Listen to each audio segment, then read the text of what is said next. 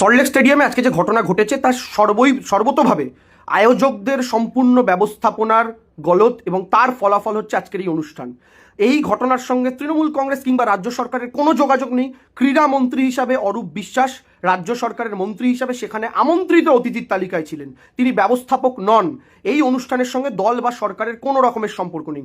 দ্বিতীয় বক্তব্য, এটা ফিফা অনুমোদিত একটি স্টেডিয়াম, এখানে এর আগে বহু অনুষ্ঠান হয়েছে। এমনকি 2012 এবং 2014 সালে কলকাতা নাইট রাইডার যখন IPL জেতে তখন রাজ্য সরকারের ব্যবস্থাপনায় সুন্দরভাবে অনুষ্ঠান হয়, যেখানে শাহরুখ খান থেকে শুরু করে বিভিন্ন সেলিব্রিটিস, জুই চাওলা থেকে শুরু করে সমস্ত ক্রিকেট স্টাররা উপস্থিত ছিলেন, কিন্তু কোনো রকমের বিশৃঙ্খলা দেখা যায়নি 2012-14 সালে। কিন্তু আজকে আমরা দেখতে পেলাম যে গেরুয়া পতাকা নিয়ে মুখে জয় শ্রীরাম স্লোগান দিয়ে একদল মানুষ সেখানে জিনিসপত্র ভাঙচুর করছেন। দেখুন, প্রচুর মানুষ ছিল, প্রত্যেকে কিন্তু ভাঙচুরের সঙ্গে যুক্ত নন।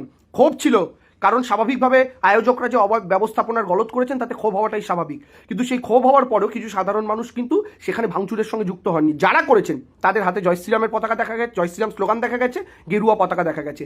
বিজেপি রাজ্যকে বদনাম করার জন্য যে কোনো স্তরে যেতে পারে, তাই ভাঙচুরটা কারা করলো এটাও তদন্তের আওতায় আসা প্রয়োজন আছে। এবং মাননীয় মুখ্যমন্ত্রী ইতিমধ্যেই গোটা ঘটনাটা নিয়ে দুঃখ প্রকাশ করেছেন ক্রীড়াপ্রেমীদের কাছে, মেসির কাছে স্বয়ং, এবং তিনি একটা তদন্তেরও নির্দেশ দিয়েছেন, একটা তদন্ত কমিটি তৈরি করে দিয়েছেন, সেটা তদন্ত হোক। এবং যারা যারা এই ঘটনার পেছনে রয়েছে, যদি এই ঘটনার পেছনে কোনো অব্যবস্থা থেকে থাকে, ভবিষ্যতে যেন এরকম কোনো ঘটনা আমাদের সম্মুখীন হতে না হয়, তারও সম্পূর্ণ রকম চেষ্টায় রাজ্য সরকার থাকবে।